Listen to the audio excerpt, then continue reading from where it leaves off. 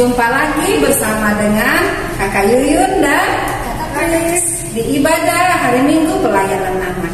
Adik-adik, kita akan mulai ibadah kita pada pagi hari ini. Tentunya adik-adik sukacita mempersiapkan segala sesuatunya, siapkan Alkitabnya, siapkan kidung cerianya, dan siapkan uang persembahan, terlebih hatinya buat Tuhan Yesus. Nah adik-adik, kakak jemput adik-adik semua bangkit berdiri.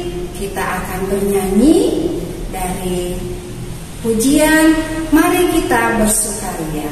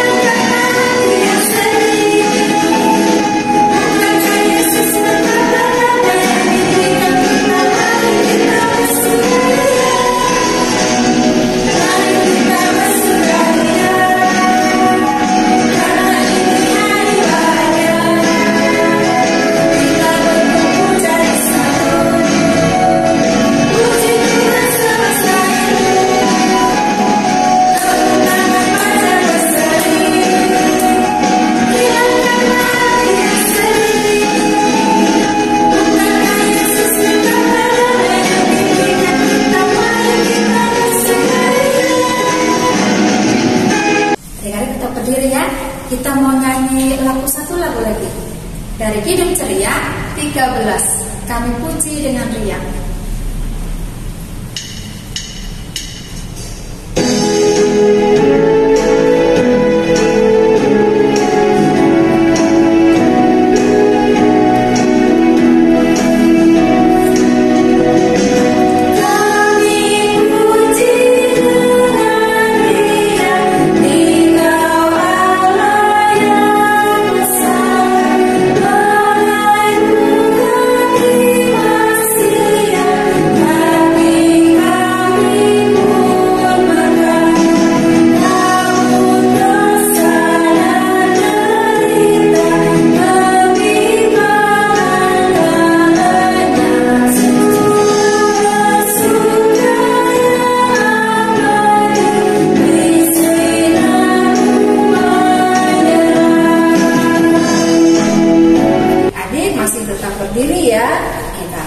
Ibadah kita, untuk itu kita mau tuntun dalam doa.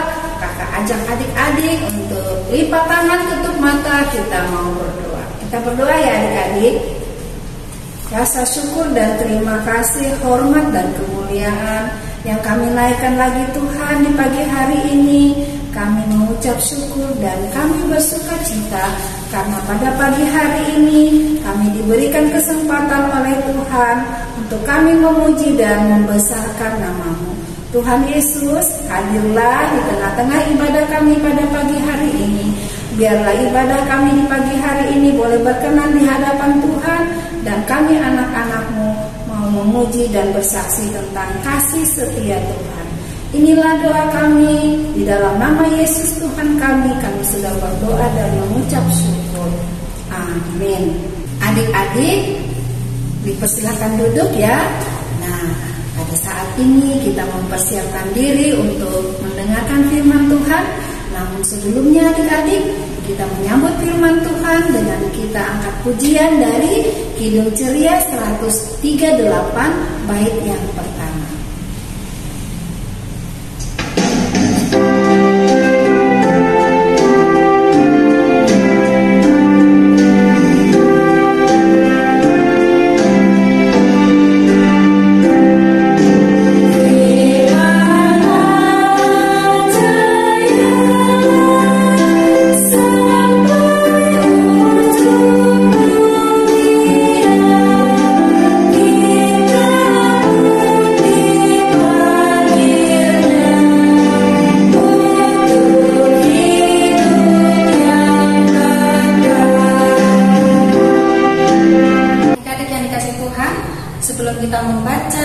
kita mendengar firman Tuhan.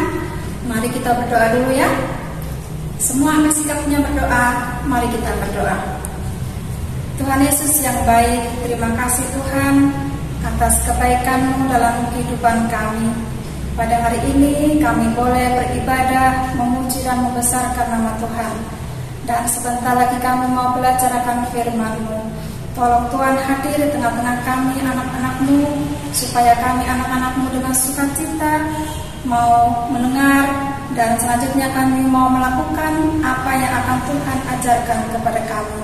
Terima kasih Tuhan, dalam nama Tuhan Yesus kami sudah berdoa. Amin.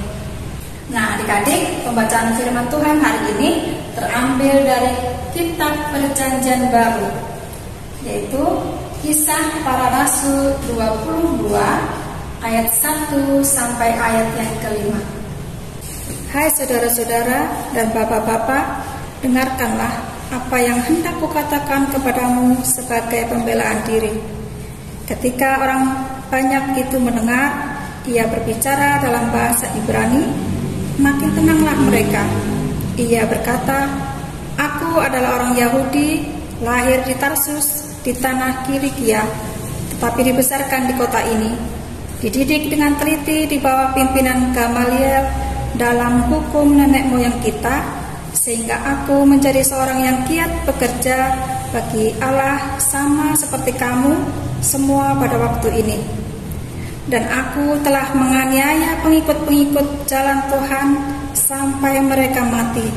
Laki-laki dan perempuan kutangkap dan kuserahkan ke dalam penjara.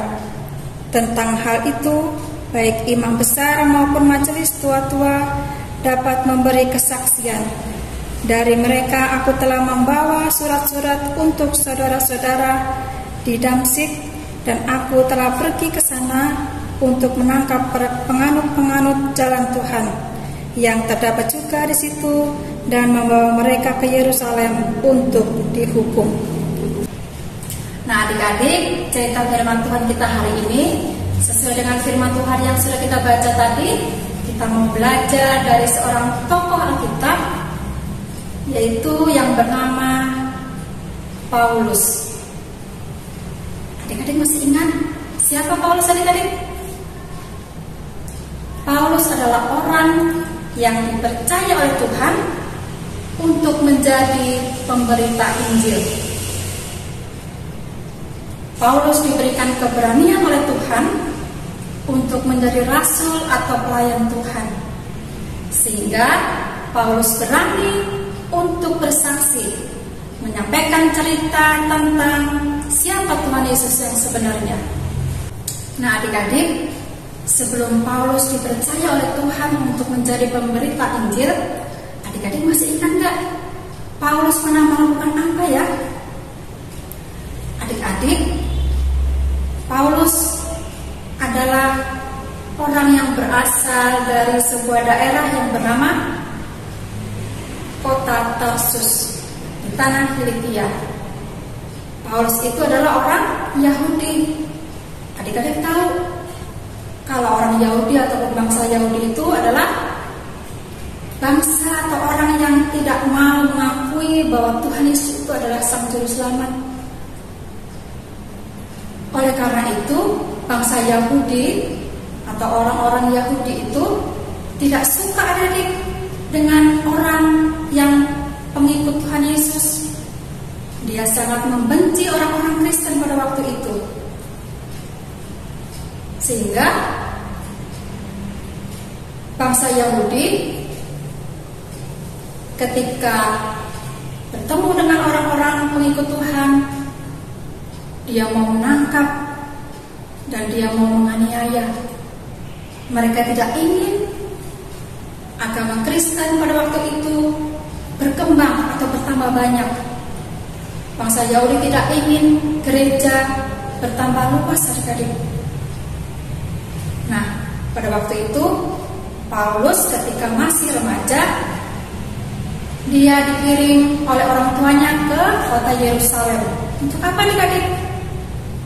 Paulus disekolahkan di kota Yerusalem. Dia dididik oleh seorang guru besar, guru yang terkenal, yaitu bernama Gamaliel. Di sana Paulus belajar tentang hukum yang dimiliki oleh nenek moyang bangsa Yahudi. Nah, jadi selama Paulus mengikuti pendidikan, ternyata Paulus adalah orang yang pintar, adik-adik, orang yang cerdas, sehingga Paulus cepat menguasai apa itu hukum Taurat, hukum yang dimiliki oleh nenek moyang bangsa Yahudi. Nah, karena Paulus sudah mendalami atau menguasai apa itu hukum Taurat orang Yahudi, maka Paulus semakin membenci orang-orang Kristen, adik-adik, semakin tidak suka melihat orang-orang yang namanya pengikut Tuhan Yesus. Jadi dalam pikirannya Paulus mau mengejar, mau menangkap dan mau menganiaya orang-orang Kristen. Paulus tidak mau kalau pengikut Tuhan itu nanti bertambah banyak atau berkembang lebih banyak. Nah, jadi pada suatu ketika Paulus ingin berencana mau pergi ke sebuah kota yang bernama kota Damsyik. Kira-kira mau apa nih, adik? Di sana Paulus berencana mau mencari dan mau mengejar, mau menangkap orang-orang Kristen. Coba adik-adik perhatikan video berikut ini. Waktu itu, Tuhan Yesus naik sudah ke surga, dan para murid kembali ke kota Yerusalem. Tapi ada orang jahat, dia tidak suka orang Kristen. Namanya adalah Saulus, dia tidak percaya Tuhan Yesus. Saulus ingin mencari dan menangkap semua orang Kristen, laki-laki dan perempuan. Suatu hari ketika Saulus pergi ke kota Damsyik, ada sinar terang muncul dan dia rebah ke tanah. Ada suara bertanya, "Saulus, Saulus, mengapakah engkau menganiaya aku?"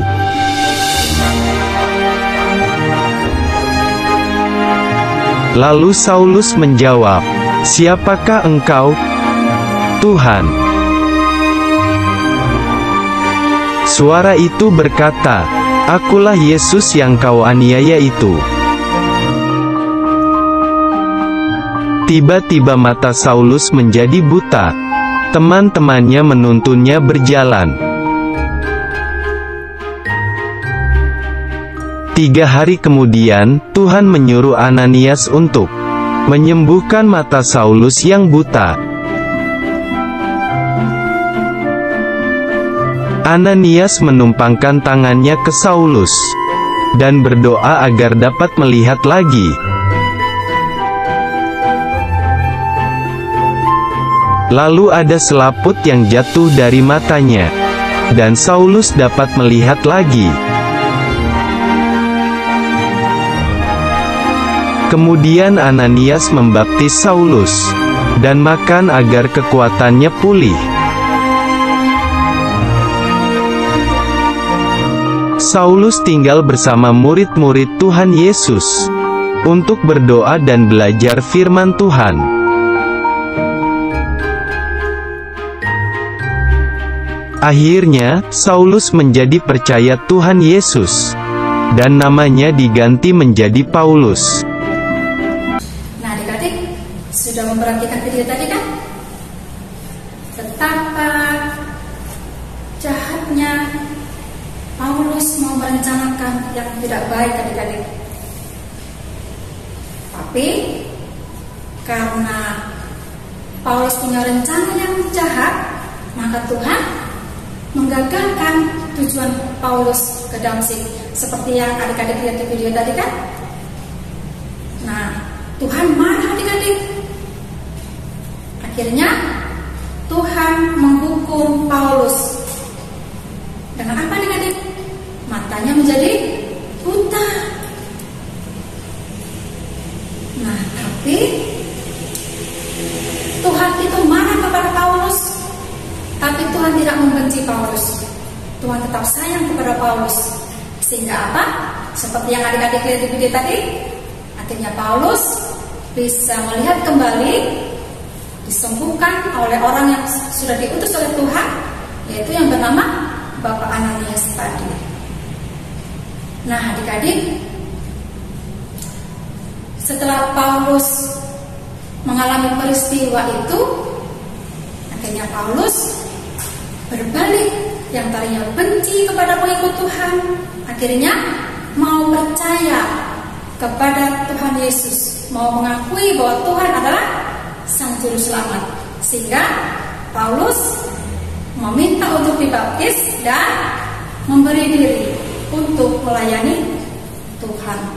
Nah, setelah Paulus diberikan kepercayaan oleh Tuhan untuk melayani Tuhan, akhirnya Paulus melaksanakan apa yang Tuhan percayakan kepada dia. Dia melayani dari satu kota ke kota yang lain, dari pulau satu ke pulau yang lain. Paulus mengajar, bersaksi, menceritakan tentang kebaikan Tuhan, sehingga banyak orang yang tadinya tidak percaya, yang tadinya tidak mau mengakui Tuhan sebagai Juru Selamatnya, akhirnya banyak orang yang menerima Tuhan Yesus dan menjadi percaya dan lalu mengikut Tuhan Yesus. Nah, adik-adik, kenapa Paulus berani bersaksi? Karena Paulus percaya, karena dia diutus oleh Tuhan.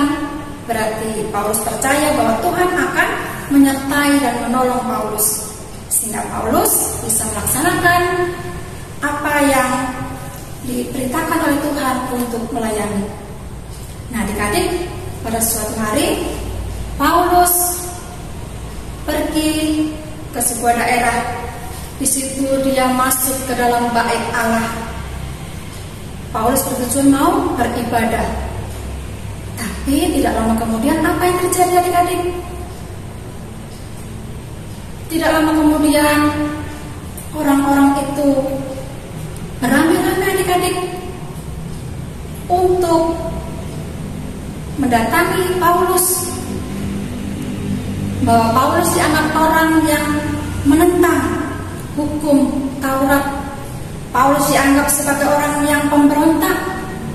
Sehingga orang banyak itu beramai-ramai, adik-adik, menangkap Paulus, kemudian menyeret Paulus keluar bait Allah. Mereka memukul Paulus, mereka menganiaya Paulus, karena mereka dihasut oleh beberapa orang dengan cerita yang tidak benar. Kemudian tidak lama kepala pasukan dan prajuritnya mendengar hal itu. Tidak lama kemudian kepala pasukan datang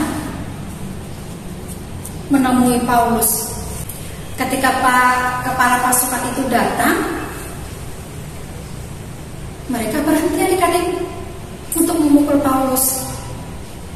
Kepala pasukan itu memerintahkan kepada prajuritnya supaya Paulus diikat dengan rantai. Kepala pasukan itu juga ingin tahu siapa sih sebenarnya orang ini, kok sampai orang banyak berteriak-teriak menangkap Paulus dan menganiaya. Jadi Paulus mau dibawa ke markas tentara Romawi. Paulus dibawa oleh kepala pasukan dan prajurit-prajuritnya. Sebelum Paulus dibawa masuk ke dalam markas, Paulus berkata sesuatu kepada kepala pasukan. Sebelum aku dibawa masuk ke markas, bolehkah aku mau berbicara dengan orang banyak ini? Lalu kepala pasukan menjawab, apa adik-adik? Kamu itu sebenarnya siapa sih? Aku ini orang Yahudi. Loh, bukannya kamu orang Mesir yang pemberontak itu? bukan, aku adalah orang Yahudi, dan izinkan aku mau berbicara kepada orang banyak ini. Nah, setelah mendengar Paulus memohon kepada kepala prajuritnya lalu memberikan kesempatan kepada Paulus untuk berbicara di depan orang banyak. Lalu Paulus melambaikan tangannya, adik-adik. Apa maksudnya? Supaya orang banyak itu bisa tenang, tidak berteriak-teriak lagi. Nah, setelah tenang, baru Paulus mau menyampaikan sesuatu. Paulus mau melakukan pembelaan diri kepada orang banyak, kepada massa yang sudah dihasut oleh orang-orang dengan cerita bohong. Padahal itu tidak benar. Karena itu Paulus mau membela dirinya, mau menjelaskan bahwa Paulus itu bukan orang pemberontak yang mereka kira. Lalu Paulus menyampaikan sesuatu kepada orang banyak itu. Paulus mengatakan bahwa aku ini orang Yahudi, aku ini bukan pemberontak, aku ini bukan menentang hukum nenek moyang bangsa Yahudi. Aku juga orang Yahudi, aku juga belajar hukum nenek moyang bangsa Yahudi. Jadi kalian jangan mengira kalau aku ini adalah seorang pemberontak. Paulus menyampaikan itu dalam bahasa Ibrani, adik-adik, bahasa yang dimiliki oleh orang-orang Yahudi. Jadi orang-orang Yahudi ketika mendengar Paulus menyampaikan dalam bahasa Ibrani, mereka terkejut, adik-adik. Wah, ternyata Paulus itu adalah orang Yahudi. Kita salah mengira kita itu adalah pemberontak, padahal bukan. Ya, jadi orang-orang itu boleh mendengar apa yang dikatakan Rasul Paulus. Adik-adik, setelah kita mendengar cerita firman tadi, apa yang harus kita pelajari, adik-adik? Yaitu kita juga harus seperti Rasul Paulus. Kita adik-adik sebagai anak-anak Tuhan harus berani juga untuk bersaksi. Nah, kalau kita mau bersaksi, berarti diri kita dulu harus menjadi anak yang baik. Anak yang baik seperti apa, Kakak? Anak yang baik contohnya harus rajin beribadah, rajin berdoa, ya. Terus kalau di rumah patuh kepada nasihat orang tua, sayang kepada adik ataupun kakak, ya. Terus contohnya lagi, kita kalau sama teman tidak boleh suka bermusuhan, suka berantem. Kita juga harus bisa menghormati orang lain, menghargai orang lain. Ketika kita berbicara, kita harus dengan yang sopan, tidak boleh bentak-bentak, tidak boleh marah-marah. Ayo, siapa yang suka marah-marah, siapa yang suka bentak-bentak mama bapaknya di rumah? Nah, tidak boleh lagi, adik-adik, ya. Nah, kita harus berbuat yang baik. Nah, terus kita juga harus mau menolong teman yang kesusahan. Kita tidak boleh memikirkan diri kita sendiri. Kita juga harus peduli dengan orang lain. Kita juga harus mendoakan orang lain, mendoakan teman mungkin yang lagi sedih atau yang lagi sakit, ya. Nah, dan masih banyak lagi contohnya. Nah, jadi kalau kita sudah mampu dan mau melakukan kebaikan, maka kita juga akan menerima kebaikan dari Tuhan. Kita akan lebih sayang oleh Tuhan, dan Tuhan juga selalu akan memberkati kehidupan kita. Nah, kalau kita sudah menerima kebaikan-kebaikan Tuhan, kalau kita sudah menerima berkat-berkat Tuhan, lalu apa yang harus harus kita lakukan? Kita harus berani bersaksi. Dengan cara apa adik-adik? Nah, misalnya kita ada dalam ibadah, kita bisa menyampaikan kesaksian kita lewat, kalau misalnya adik-adik ada yang pintar menyanyi, bisa memberikan kesaksian lewat puji-pujian. Nah, bersaksi itu contohnya seperti apa lagi adik-adik? Bersaksi itu dengan cara lewat tutur kata kita. Kita bisa menegur teman yang mungkin berbuat salah. Contohnya mungkin adik-adik pernah lihat teman yang suka mengganggu dan usir sama temannya. Nah, adik-adik bilang kalau itu tidak baik. Nah, mungkin lagi adik-adik melihat ada temannya yang suka mengambil barang orang lain. Nah, adik-adik bisa bersaksi dengan cara apa? Kasih tahu kalau mencuri barang orang lain itu tidak baik. Nah, apalagi adik-adik? Nah, bersaksi lewat sikap hidup kita. Kita bisa menyenangkan hati orang lain ketika kita bicara dengan lemah lembut, supaya membuat orang lain yang mendengarnya senang. Kita berbicara dengan sopan, ya. Terus kita selalu peduli dengan orang lain. Kita selalu menghargai dan menghormati orang tua di rumah. Nah, itu adalah salah satu bentuk kita untuk bersaksi. Nah, adik-adik, yang namanya bersaksi itu tidak mudah adik-adik ya. Makanya kita harus selalu berdoa minta bimbingan Tuhan, supaya Tuhan selalu menyertai kita, supaya kita selalu dimampukan untuk menjadi anak-anak Tuhan yang tidak hanya mendengar firman, tapi firman yang sudah kita dengar itu boleh kita bagikan juga kepada orang lain. Nah, tapi kalau selama ini mungkin ada adik-adik yang tidak pernah mau beribadah, tidak pernah mau berdoa, atau ada adik-adik yang sekarang jadi tambah nakal, tidak nurut orang tua, tidak mau belajar. Nah, adik-adik harus berubah ya. Adik-adik harus bertobat. Bertobat itu artinya apa? Bertobat itu artinya mau berubah menjadi anak yang lebih baik. Yang tadinya nakal, nah sekarang harus berubah menjadi anak yang baik. Nah, kalau kita sudah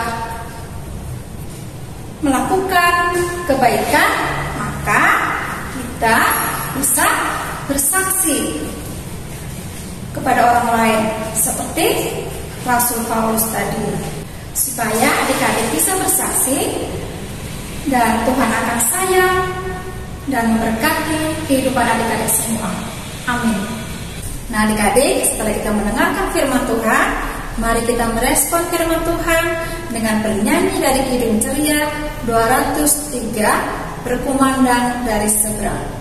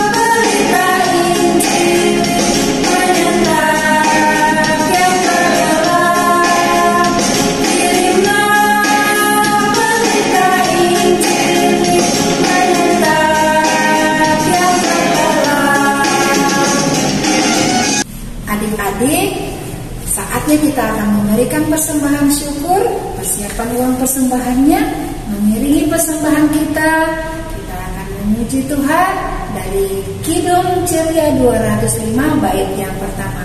Namun adik-adik, persembahan nanti akan dikumpulkan dan adik-adik memasukkan ke dalam amplop, diserahkan kepada orang tua.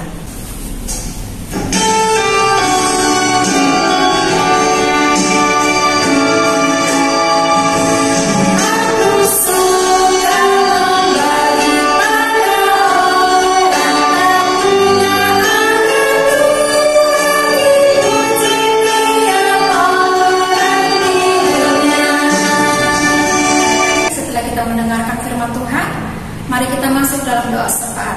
Mari kita berdoa. Tuhan Yesus yang baik, terima kasih Tuhan untuk firman-Mu yang sudah kami dengar pada hari ini. Lewat Rasul Paulus yang Tuhan sudah percayakan untuk menjadi pemberita Injil-Mu. Tuhan, kami sebagai anak-anak Tuhan yang sudah selalu mendengar firman Tuhan, mampukan kami untuk bersaksi buat orang lain lewat tutur kata kami, lewat sikap hidup kami, agar nama Tuhan semakin dipuji dan dipermuliakan banyak orang. Ajari kami Tuhan, supaya kami boleh menjadi anak-anak yang baik, sehingga kami mampu untuk bersaksi, menyampaikan kebaikan Tuhan dalam kehidupan kami. Tuhan Yesus, kami berdoa Tuhan buat bangsa dan negara kami. Biarlah Tuhan memberkati bangsa kami. Tuhan menjauhkan dari segala mara bahaya. Tuhan memberkati para pemimpin bangsa kami dari pusat sampai daerah. Biarlah Tuhan memberikan roh hikmat dan bijaksana-Mu agar mereka boleh memimpin, melaksanakan tugas yang dipercayakan dengan adil dan bijaksana. Allah Bapa di surga, kami berdoa Tuhan buat gereja-gereja Tuhan dimanapun berada. Biarlah Tuhan memberkati gereja-gereja-Mu serta pelayanan yang ada. Biar Tuhan memberkati para pelayan-pelayan Tuhan agar dapat melaksanakan tugas pelayanan dengan penuh sukacita. Terima kasih ya Tuhan. Kami berdoa Tuhan buat adik-adik pelayan kami, dari kecil sampai anak pelayan yang paling besar. Biar Tuhan memberkati mereka dalam pertumbuhan. Engkau memberikan kesehatan, Engkau memberikan kepintaran, Engkau memberikan roh hikmat dan bijaksana-Mu, agar anak-anak pelayan kami boleh menjadi anak-anak yang dapat menjadi pelaku firman Tuhan. Tidak hanya mau mendengar firman-Mu, tapi mau melakukannya dalam kehidupan setiap hari. Supaya anak-anak-Mu Tuhan boleh Tuhan berkati dan Tuhan pelihara dalam kehidupannya. Berkati orang tua mereka masing-masing dalam tugas dan pekerjaan. Biarlah Tuhan memberkati, memberikan roh hikmat dan bijaksana, agar para orang tua boleh menjadi orang tua yang baik dalam membimbing dan mengarahkan anak-anak mereka menjadi anak-anak Tuhan yang takut akan Tuhan. Terima kasih Tuhan Yesus. Dan pada saat ini kami berdoa buat persembahan yang sudah kami berikan kepada-Mu. Biarlah Tuhan boleh menerima dan Tuhan boleh memberkati akan persembahan kami, supaya persembahan kami ini Tuhan boleh dipakai untuk pelayanan gereja-Mu. Inilah doa kami yang kami naikkan hanya dalam nama Tuhan Yesus. Kami sudah berdoa dan mengucap syukur. Amin. Nah adik-adik, pesan firman Tuhan yang harus adik-adik ingat.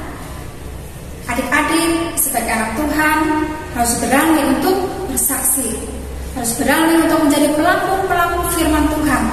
Tidak hanya mau mendengar firman, tapi mau melakukan firman Tuhan, bersaksi kepada orang lain lewat tutur kata kita, lewat sikap hidup kita yang kita lakukan setiap hari. Semoga Tuhan selalu memberkati adik-adik semuanya.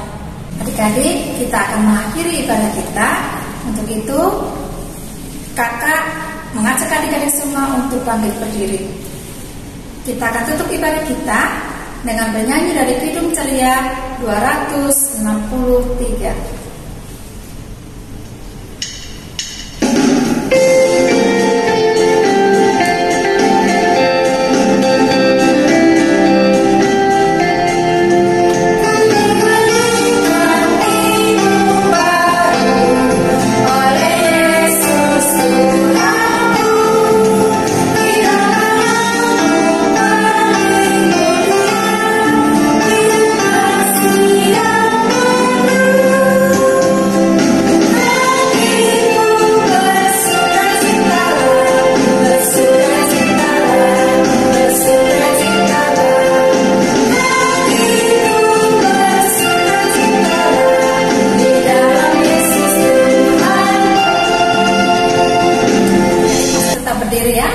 Kita akan tutup ibadah kita.